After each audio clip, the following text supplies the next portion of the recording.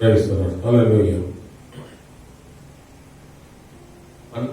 சகோதர சகோதரி, இயேசு கிறிஸ்து இடையற்ற நாமத்தினாலே உங்கள் யாவருக்கும் இந்த வாழ்த்துக்களை தெரிவித்துக் கொண்டு இந்த காலை வேளையில அருமையான சகோதர சகோதரிகளுக்கு இந்த நாளிலே கர்த்தர் சொல்லுகிறது என்னவென்று பார்ப்போமானால், ஆதியாகமம் 45ஆம் அதிகாரம் 11வது வசனம், உமக்கும் உம்முடைய குடும்பத்தாருக்கும் உமக்கு இருக்கிற யாவற்றிற்கும் வறுமை வராதபடி அங்கே உம்மை பராமரிப்பேன், இன்னும் 5 வருஷம் பஞ்சம் இருக்கும் என்று உம்முடைய குமாரனாகிய யோசேப்பு சொன்னான் என்று சொல்லுங்கள் என்று சொல்கிறார். அருமையானவர்களே, குடும்பத்தாரையும் வறுமை வராதபடி பராமரிப்பேன் என்று சொல்லப்பட்டிருக்கிறது.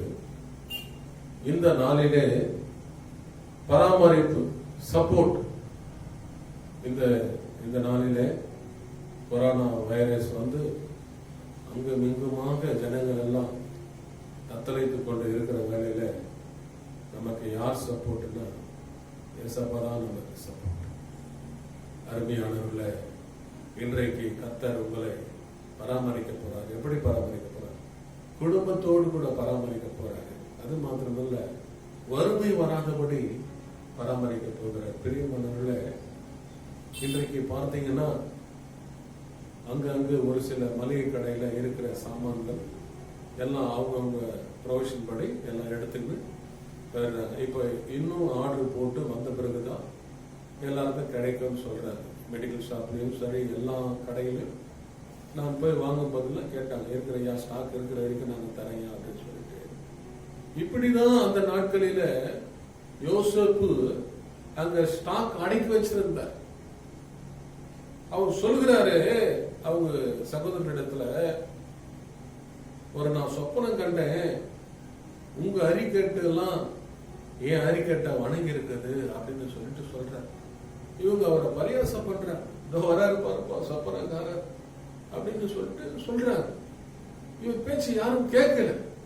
நீங்க வேதத்துல பாத்தீங்கன்னா, எனக்கு அருமையானதுல இந்த 37ஆம் அதிகாரத்துல 7வது வசனத்துல சொல்றாரு, நாம் வயலில் அரிக்கட்டுகளை கட்டி கொண்டிருந்தோம், அப்பொழுது என்னுடைய அரிக்கட்டு நிமிர்ந்தது, உங்கள் அரிக்கட்டுகளை சுற்றி வணங்கி நின்றது என்றார்.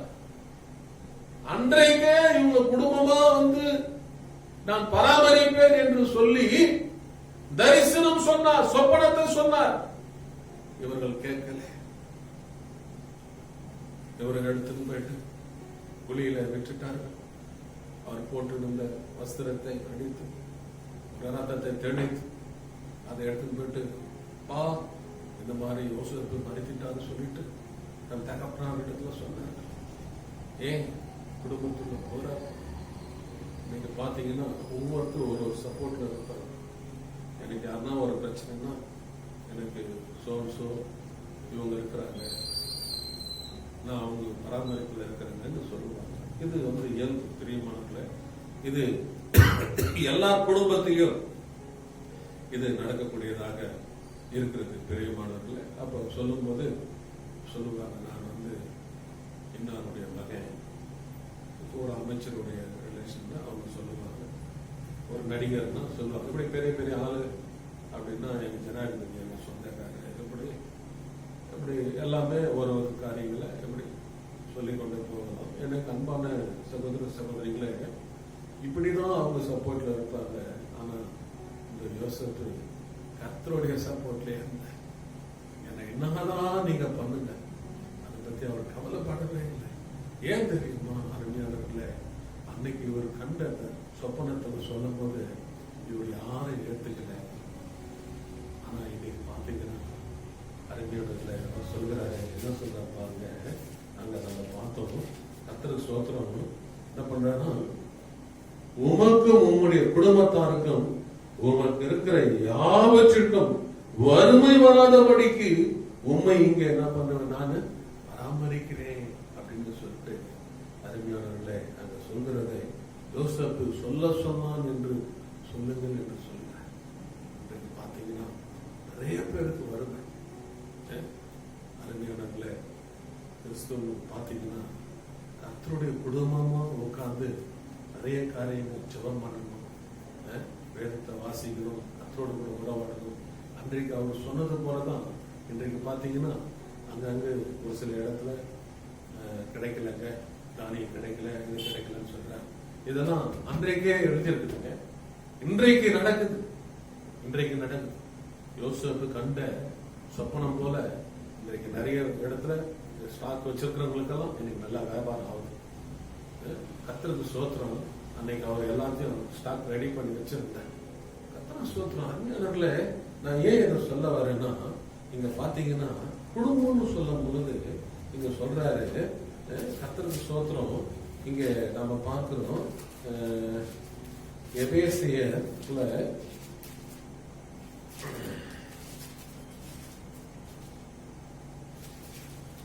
3ஆம் அதிகாரம் 14வது வசனம் சொல்கிறது, இது நிமித்தம் நான் பரலோகத்திலும் பூலோகத்திலும் அல்ல முழு குடும்பத்துக்கும் நாமக்காரனாகிய. அப்படி பாத்தீங்கன்னா ஆண்டவர் சொல்றாரு, பரலோகத்திலும் பூலோகத்திலும் உள்ள முழு குடும்பத்துக்கும் நாமக்காரராகிய அப்படின்றார். அப்ப அவர் தான் பரலோகத்துக்கும் பூலோகத்துக்கும் முழு குடும்பத்துக்கும் யாருன்னா அவர் தான் நாமக்கார். சிலர்லாம் சொல்லுவாங்க, ரட்சிக்கப்பட்டு நான் சாட்சி கேட்டிருக்கேன், அவங்க சொல்லுவாங்க, நாங்க எங்க குடும்பம் நாமக்கார் குடும்பத்திலிருந்து நாங்க ரட்சிக்கப்பட்டோம், நாங்க பட்டக்கார குடும்பத்திலிருந்து ரட்சிக்கப்பட்டோம் அப்படின்னு சொல்லிட்டு. ஆனா இங்க சொல்லும்போது சொல்றாரு, இப்படி போட்டா பட்டை, இப்படி போட்டா நாமம். அதான் சொல்றாரு, முழு குடும்பத்துக்கும் சிலுவையில நான் உங்களுக்காக ஆதரித்து நாமக்காரராகியன்னு சொல்றாரு. நீங்க போட்டு பாருங்க, அது எதை குறிக்கிறது? இப்படி போட்டா நாமும், இப்படி போட்டா பட்டை, சிலுவை தான் காட்டு. யோசிக்கும். அப்புறம் முழு குடும்பத்துக்கும் யாருங்க? அவர் தாங்க நமக்கு நாமக்காரர். நாமக்காரர் இல்லை, பட்டக்காரர் இல்லை. கர்த்தர் சொல்ல முழு குடும்பத்துக்கு நாமக்காரராகிய. குடும்பத்துல ஆண்டவர் சொல்ற. இன்னைக்கு நிறைய குடும்பத்துல அருமையானவர்களே, நான் சொல்ல வேண்டும் என்றால் யோசித்து பாருங்க. இங்க நம்ம காரியங்கள் எல்லாம் அவங்க குடும்பத்துக்கு கர்த்தர் எப்படி எல்லாம் பராமரிக்கிறாங்க பாருங்க. கர்த்தருக்கு ஸ்தோத்திரம். அவங்களுக்கு கர்த்தர் எவ்வளவு பெரிய காரியத்தை செய்திருக்கிறாரு.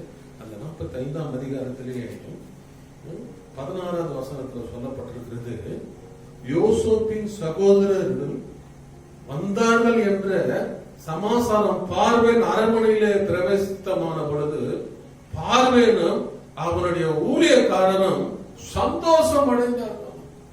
கர்த்தருக்கு ஸ்தோத்திரம்.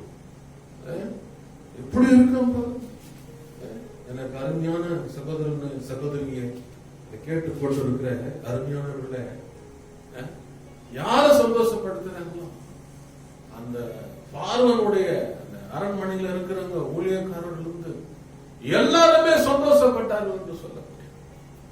இன்றைக்கு உங்க குடும்பமா நீங்க ஜெபம் பண்ணி கர்த்தருடைய காரியத்துல நீங்க ஈடுபாடா இருப்பீங்கன்னா உங்க குடும்பத்துல அந்த முழு குடும்பத்துக்கு நாமக்காரராக இருக்கிறவர் உங்கள் குடும்பத்தை எப்பொழுதுமே சந்தோஷப்பட வைப்பார். கர்த்தருக்கு ஸ்தோத்திரம். பிரியமானவர்களே, அவர் பாருங்க என்னென்ன கொடுக்குற போங்க, அந்த இருக்கிறது எல்லாம் நீங்க உங்களுக்கு என்னென்ன இருக்கிறதோ எல்லாத்தையும் நீங்க எல்லாம் எடுத்துக்கிட்டு போயிட்டு நீங்க எல்லாம் சாப்பிடுங்க அப்படின்னு சொல்லிட்டு உங்களுக்கு வேண்டிய மட்டும் எல்லாத்தையும் நீங்க எடுத்துக்கொண்டு போங்க, வண்டியெல்லாம் கட்டிங்க. கர்த்தருக்கு ஸ்தோத்திரம். எல்லாத்தையும் எடுத்துட்டு கொண்டு போங்க அப்படின்னு சொல்லி ஆர்டர் போடுறோம்.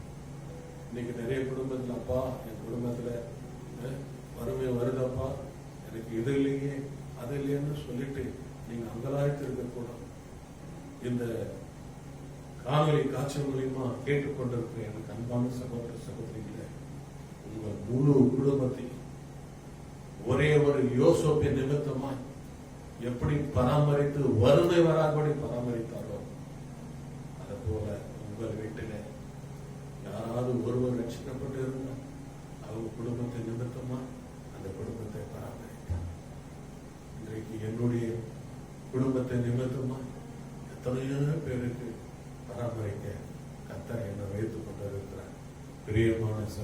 சகோதரிகளை ஒன்று குறித்து கவலைப்பட யோசப் கண்ட தரிசனத்தை சொப்பனத்தை போல நீங்கள் அவர் சமூகத்தில் இருந்து காத்திருந்து இவரை பெற்றுக்கொண்டு குடும்பத்தை ஆண்டவர் பராமரிக்கிறவராக இருக்கிறார். பிரியமானவர்களே, இரண்டாவதாக நம்ம பார்ப்போம்.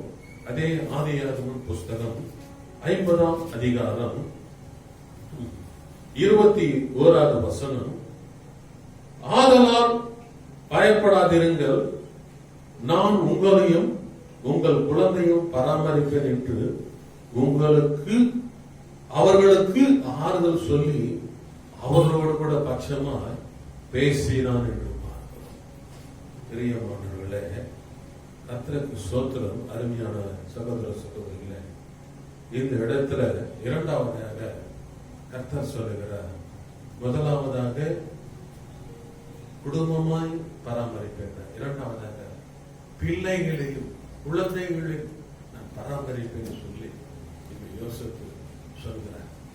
கர்த்தருக்கு ஸ்தோத்திரம். அருமையான சகோதர சகோதரிகளை, இங்க பாத்தீங்கன்னா பராமரிப்பதை குறித்து அவர் சொல்றார். எல்லாத்தையும் நான் யோசேப்பு தன் தகப்பன் குடும்பத்தார் எகிப்திலே குடியிருந்தார்கள், 120 வருஷம் இவரோடு இருந்தார்கள். இப்படி எல்லாம் சொல்லிக்கிட்டே வர கர்த்தருக்கு ஸ்தோத்திரம்.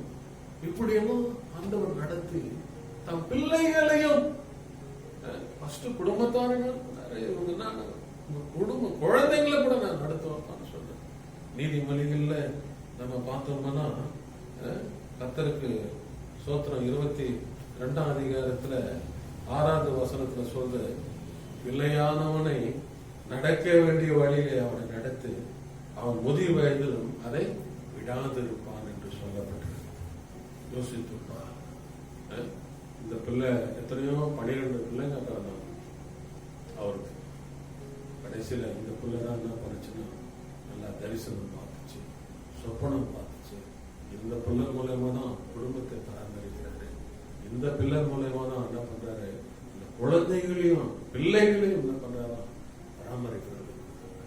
அப்போ அந்த பிள்ளைங்களை நடக்க வேண்டிய வழியில நடத்தணும். அதான் அந்த பிள்ளை ஆண்டவரோடு கூட உறவாடுற அனுபவம் கிடைக்கும்.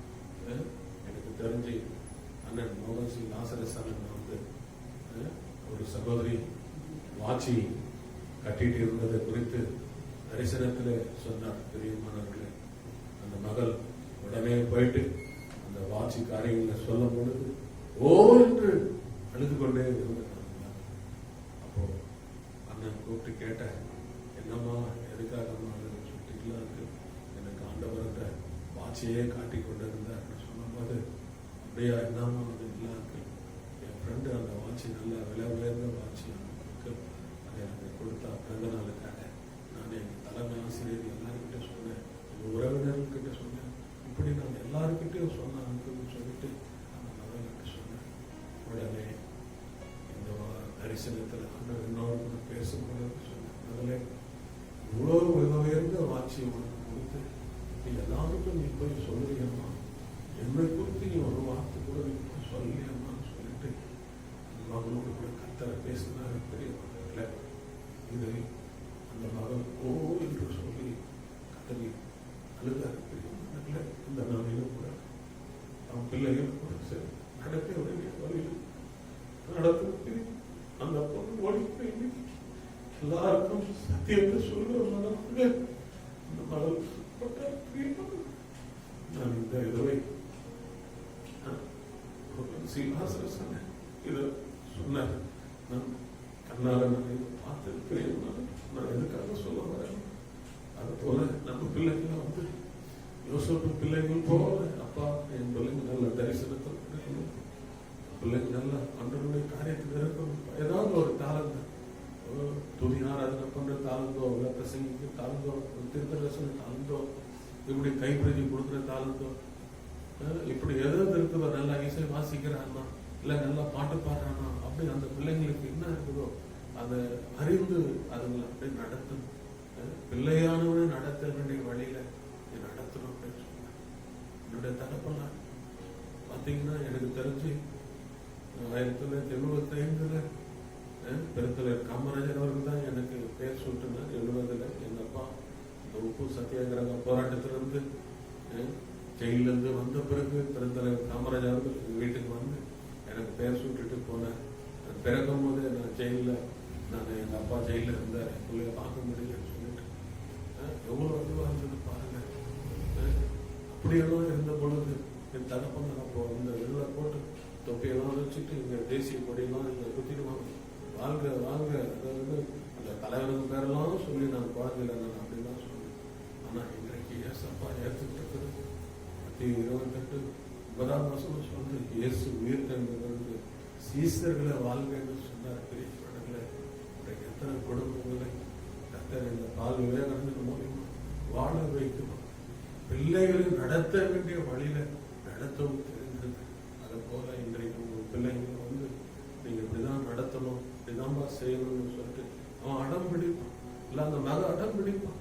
நீங்க அதை பத்தி கவலைப்பட, அவங்களுக்காக ஒரு தொட்டு கண்ணீர் சிந்தி செலவு பண்ணி ஆண்டவர் அந்த பிள்ளைங்களை நல்ல வழியில நடத்துவார். பெரிய மகன் சகோதர சகோதரிக்கு நடக்க வேண்டிய வழியில பிள்ளைங்களை நீங்க நடத்தி பாருங்க. கர்த்தர் ஒரு நாள் அந்த பிள்ளைங்களை விட்டுவிட மாட்டார். பெரிய மகன்களை நான் ஏன் இந்த காரியத்தை சொல்றேன்னா, இன்னைக்கு யார் சப்போர்ட்ல இருக்கிறாங்க, கர்த்தருடைய சப்போர்ட்ல இருக்கணும்.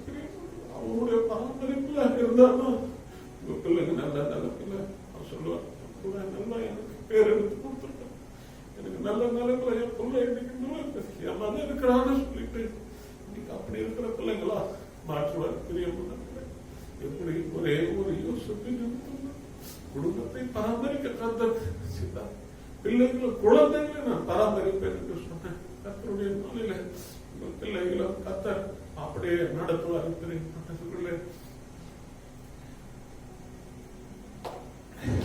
மூன்றாவதாக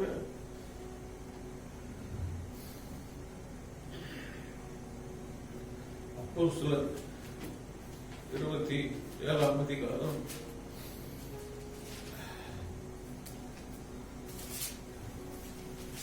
3வது வசனத்துல சொல்லப்பட்டிருக்கிறது. மறுநாள் சீகோன் துறைப்பிடித்தோ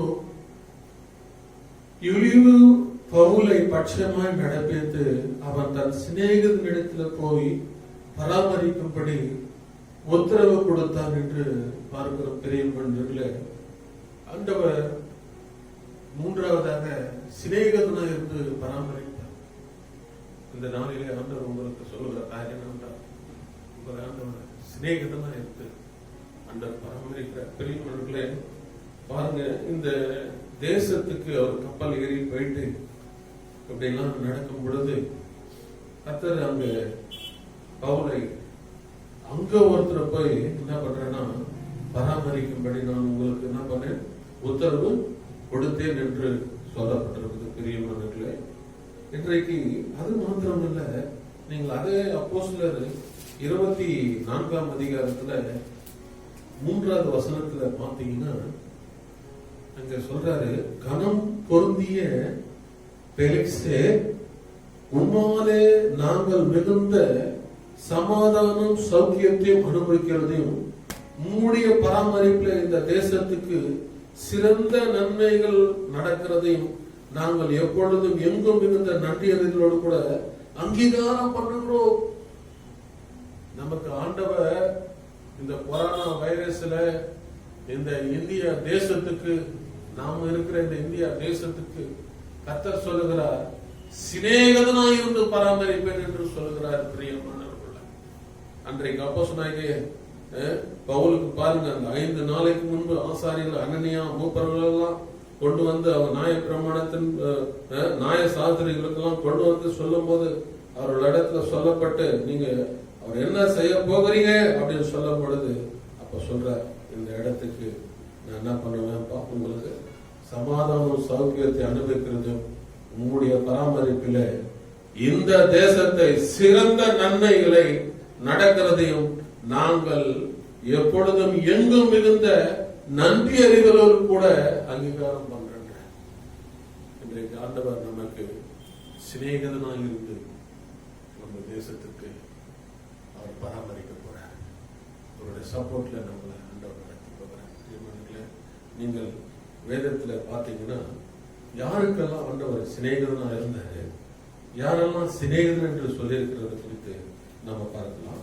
இங்க நம்ம பார்த்தோம்னா யாக்கோப்பு 2ஆம் அதிகாரம்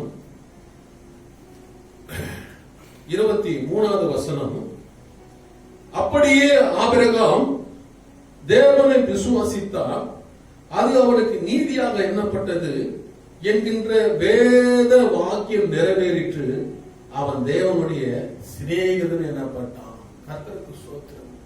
அருமையான சகோதர சகோதரிகளே, ஆபிரகாமை குறித்து எப்படி ஆயிட்டானா, சிநேகிதன் என்று சொல்லப்படுகிறது என்று சொல்லி இங்க நாம பார்க்கிறோம். அது மாத்திரமல்ல பெரியமானவர்கள, இங்க நீங்க பாத்தீங்கன்னா ஏசாயாவின் புஸ்தகம்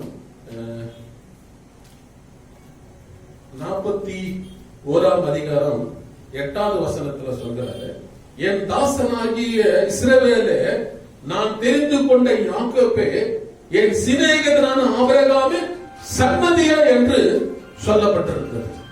அப்ப நாமெல்லாம் யாருங்க? ஆபிரகாமின் சன்னதி. அப்ப நாமெல்லாம் ஆபிரகாமுடைய பிள்ளைகள் சொல்லுவோம். விசுவாசத்தின் தகப்பன் யாரு? ஆபிரகாம். அப்ப நம்மெல்லாம் யாருங்க? யோசித்துப்பார். அப்போ நம்ம சன்னதியே கர்த்தர் சொல்லுகிறாங்க சிநேகிதன் என்ற. எவ்வளவு பெரிய சிலாகியத்தை பார்த்தீங்க கர்த்தர் நமக்கு கொடுத்திருக்கிறார். எனக்கு அன்பான சகோதர சகோதரிகளே, ஆபிரகாமினுடைய சன்னதின்னு சிநேகிதனே, சிநேகிதியே என்று சொல்லுகிறார். கர்த்தருக்கு சோத்திரம். நம்மளதான் ஆண்டவர் சொல்றாரு, சிநேகிதனே, சிநேகிதியே, அந்த நம்மளதான் பார்த்து சொல்றாரு. கர்த்தருக்கு சோத்திரம். அங்க நீங்க பாத்தீங்கன்னா கர்த்தருக்கு சோத்திரம். அங்க இவரு மத்தியில பாத்தீங்கன்னா ஆண்டவர் சொல்றாரு, அந்த யூதாஸ் காரியத்தை வரும்போது முத்தம் செய்து காட்டி கொடுக்க வராரு. அப்ப சொல்ற இயேசு கிறிஸ்து சிநேகிதனே அப்படின்றார். அந்த தீமை செய்யறவங்க கூட என்ன பண்றாரு? ஆண்டவர் சிநேகிதன் சொல்றாரு. பிரியமானவர்களே, அது மாத்திரமல்ல, நீங்க பாத்தீங்கன்னா அங்கே ஆபிரகாமை ஆண்டவர் சிநேகிதன் என்று சொன்னார். நீங்க பாத்தீங்கன்னா யாத்திராகமம் 33ஆம் அதிகாரம் 11வது வசனம் சொல்கிறது. பிரியமானவர்களே, ஒருவர் தான் சிநேகிதர்களோடு பேசுவது போல கர்த்தர் மோசேயோடு கூட முகமுகமாய் பேசினார். கர்த்தருக்கு சோத்திரம். பெரியமானவர்களே, இங்க பாத்தீங்கன்னா அவர் இருக்கிற அந்த கூடாரத்துல பார்க்கிறாங்க. கர்த்தர் எவ்வளவு பெரிய காரியத்தை செய்ய. இந்த நாளில நீங்கெல்லாம் வீட்டுகளிலேயே சபை இல்லாத வராதனால, ஆராதிக்கிறதுனால நிறைய பேர் வீடுகளிலே போகிறாங்க. ஆண்டவரை பிள்ளைகள் இப்படி எல்லாம் கஷ்டப்படுறாங்கல்லப்பா, இந்த தேசத்துல இவ்வளவு காரியம் நடக்குது, இந்த பிள்ளைங்களை நாம தானே பராமரிக்கணும்னு சொல்லிட்டு நீங்க இருக்கிற அந்த ஸ்தலத்துல மோசேக்கு பாருங்க, மேக ஸ்தம்பம் வந்து கண்டது போல இன்றைக்கு நம்மள எல்லாரையும் என்ன பண்ண பாருன்னா, கர்த்தர் மோசேயோடு கூட முகமுகமாய் பேசி சிநேகிதன் பேசுவது போல நீங்க ஆண்டவரோடு கூட ஜெபம் பண்ணீங்கன்னா அவரோடு கூட பேசுவது போல அதிகமான சிறப்பு அப்படி இருந்து நம்மள என்ன பண்ணுவாங்க, சிநேகிதனா இருந்து பராமரிப்பார் என்று பார்க்கிறோம். இங்கே யோவான்ல பாத்தீங்கன்னா இங்க சொல்றாரு, இயேசுவே சொல்றதை நாம குறித்து பார்ப்போம். இங்க பாருங்கள் எனக்கு அன்பான சகோதர சகோதரிகளே, யோவான் 15ஆம் அதிகாரம் 15வது வசனத்துல பாத்தீங்கன்னா அங்க இயேசு சொல்றார் சிநேகிதன் குறித்து, இனி நான் உங்களை ஊழியக்காரன் என்று சொல்வதில்லை, ஊழியக்காரன் தன் எஜமான் செய்கிறதை அறிய மாட்டான், நான் உங்களை சிநேகிதரன் என்றேன் என்றார். ஏனெனில் என் பிதாவினிடத்து நான் கேள்விப்பட்ட எல்லாவற்றையும் உங்களுக்கு என்ன பண்ண நான் அறிவித்தேன் அப்படின்னு சொல்லிட்டு, அருமையானவர்களை இங்க ஆண்டவர் நல்ல கனிகளை குறித்து சொல்றார். இந்த திராட்சை தோட்டத்துல அது எப்படி அந்த கனி இருக்குமோ அது போல அவங்க எப்படி இருப்பாங்கன்னா அவங்களுடைய சந்தோஷம் எப்படி இருக்கும் அப்படின்னு சொல்லிட்டு இந்த இடத்துல அந்த சிநேகிதனை குறித்து தானே ஆண்டவர் இந்த காரியத்தை குறித்து சொல்கிறதை பார்க்கிறோம். கர்த்தருக்கு ஸ்தோத்திரம். ஏசப்பாவே என்ன பண்றாருன்னா சிநேகிதர் என்று சொல்லுகிறார்.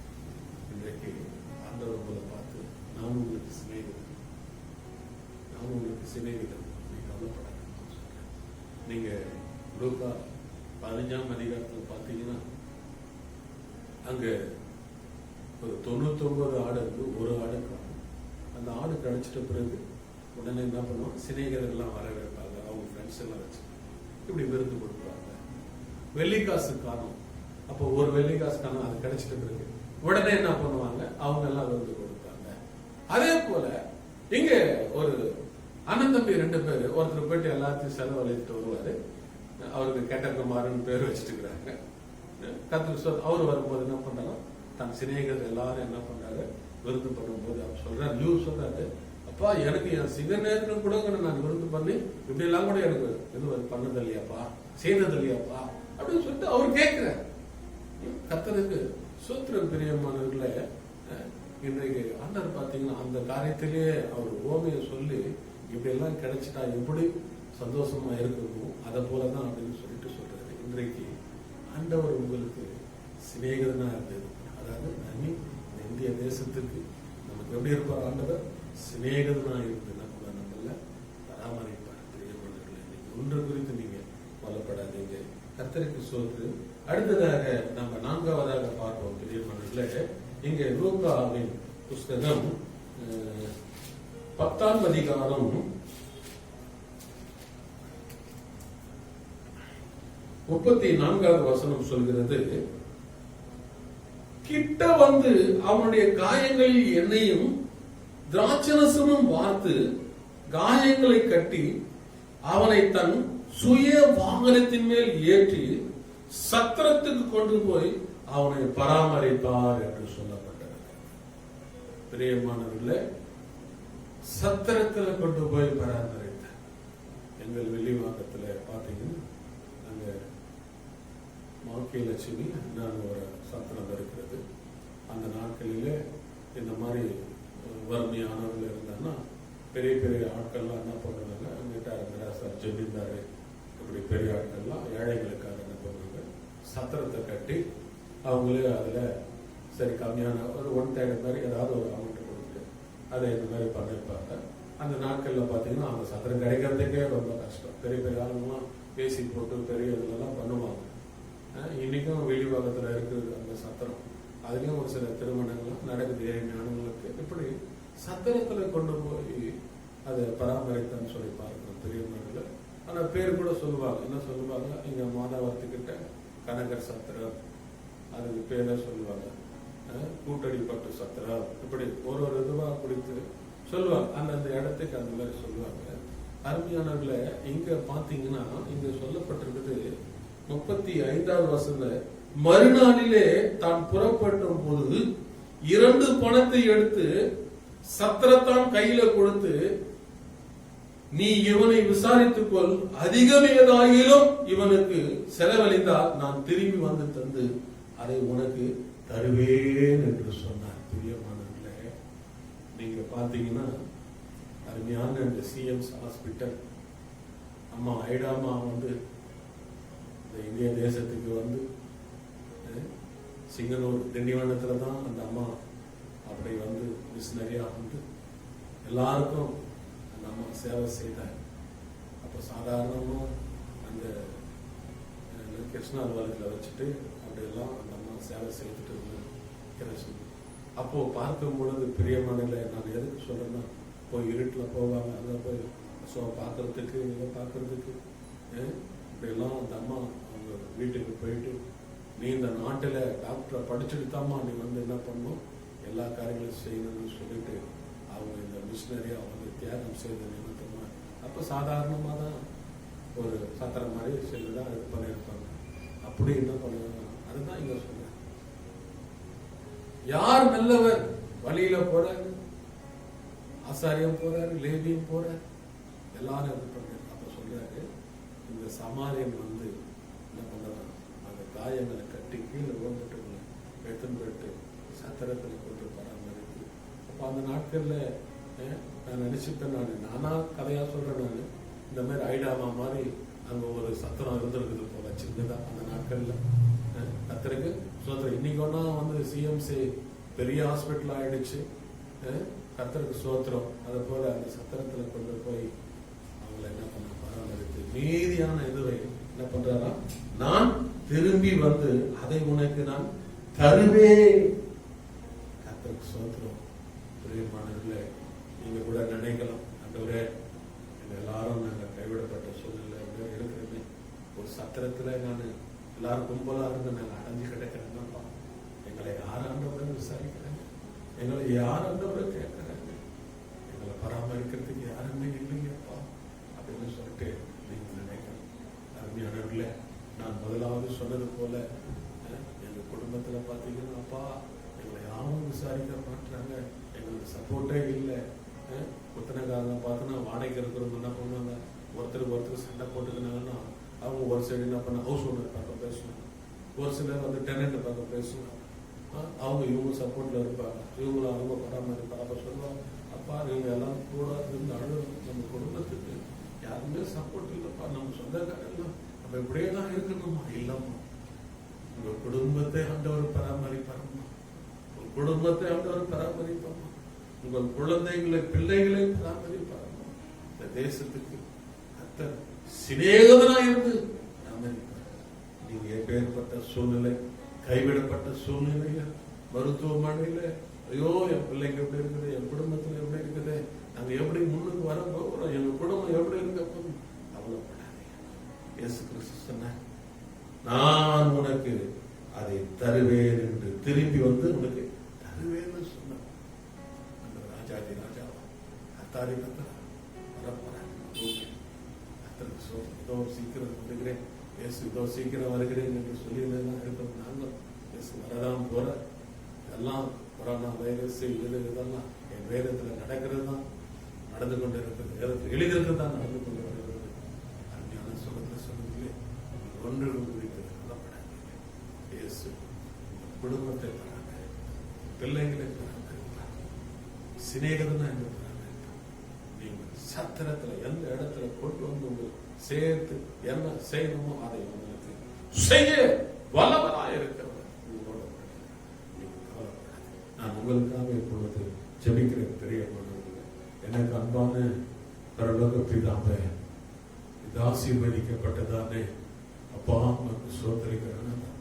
என் அன்பு பிள்ளைகளுக்காய் கூட ஒவ்வொருத்தருக்காய் கூட ஜெபிக்கிறேன். இயேசு இளைப்பாறுதல் தருகிறார். சபை ministry, Jesus gives rest ministry. ஆண்டவரே, என் அருமையான ஒவ்வொரு பிள்ளைகள் சகோதர சகோதரி இதன் மூலமா கேட்டுக்கொண்டு அநேகரோட உள்ளங்களுக்கு அப்பா சொத்தம் நீர் தான் அப்பா பராமரிப்பு, நீர் தான் ஆண்டவரை சப்போர்ட்.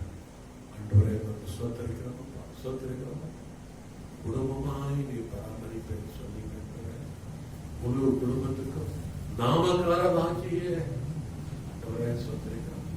நீங்க தான்ப்பா குடும்பம் யோசப்பு அன்ற முழு குடும்பத்தை அன்ற பராமரிக்க அன்றைக்கே தரிசனத்தில் பேசுறேன். அன்றைக்கு நீ அப்படி செய்ய போவதற்கு நன்றி உணர்வை சொல்லிக்கிறேன்.